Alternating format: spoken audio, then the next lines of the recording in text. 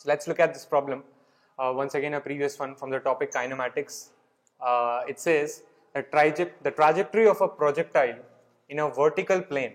What do you mean by vertical plane? I project a projectile, and in the vertical plane, right? This ground is the horizontal plane, and this plane that you see here is the vertical plane. In the vertical plane, the trajectory is this equation, where a and b are constants.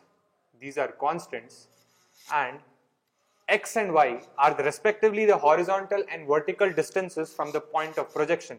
So, if I project my projectile like this with some angle theta, with some velocity u, it will follow a parabolic path in the vertical plane, whose equation is this, right?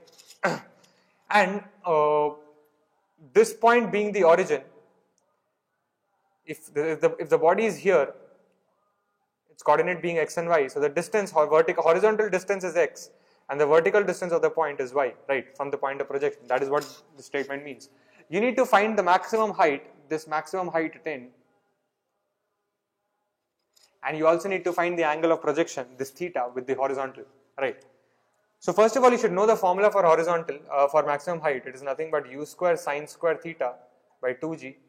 Remember, you can always derive the projectile motion problems immediately in the examination if you have an understanding, but it's always advisable to remember them. So this is what it is. I need to find this. So first of all, I'll have to create an equation of this sort, compare that equation with this, find a and b, and then write h in terms of a and b. That is what the problem is. So let's see how we can do this. So for instance, if it's projected with u, then the x component of velocity is u cos theta. The y component of velocity is nothing but u sine theta, initial velocities, right?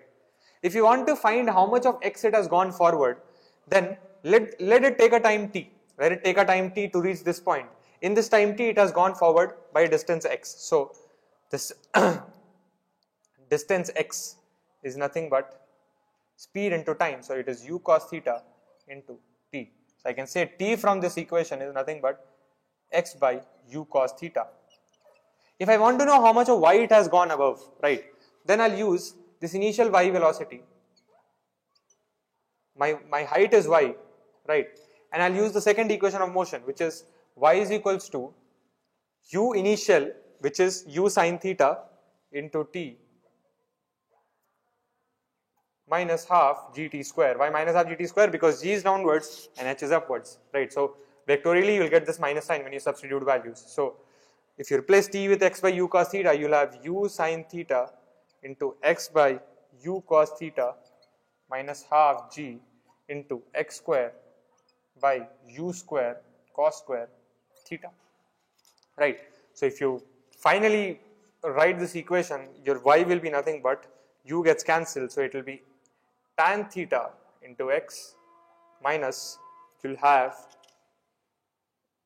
g by, you'll have a g by 2u square cos square theta, g by 2u square cos square theta into x square. If you compare this equation, and in fact, a lot of times I would advise you're required to remember this parabolic equation for a projectile motion, because a lot of times when you get direct questions like this from this, you won't have the time to derive this, and you can quickly, just if you remember this equation, you can quickly compare terms and get the answer. So what's given in the question is ax minus bx square. So your a is this tan theta, and this is what this. So if you want the angle of projection with the horizontal, that's pretty simple, right? Your tan theta is nothing but a. You need theta, so theta is tan inverse a. So you got the angle of projection, and this is tan inverse a. Now you need the maximum height, right? To get the maximum height, you need this u square sine square theta by 2g. As you can see, you don't need cos theta. So I somehow have to use b and a and remove cos theta from this. So a is nothing but sine theta by cos theta. So a square will be nothing but sine square theta by cos square theta.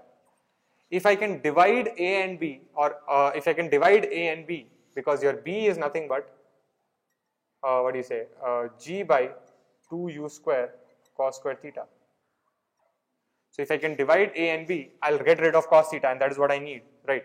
So if I do a square by b, what I'll get is write a square as it is, forget about cos theta.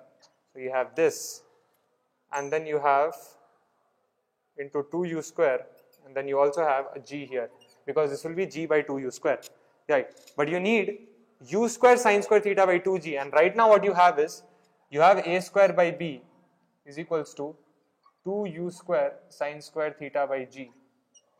But what you need is u square sine square theta by 2g. So if I divide this with 4 on both sides, I'll get h max, right? Because this will then become h max.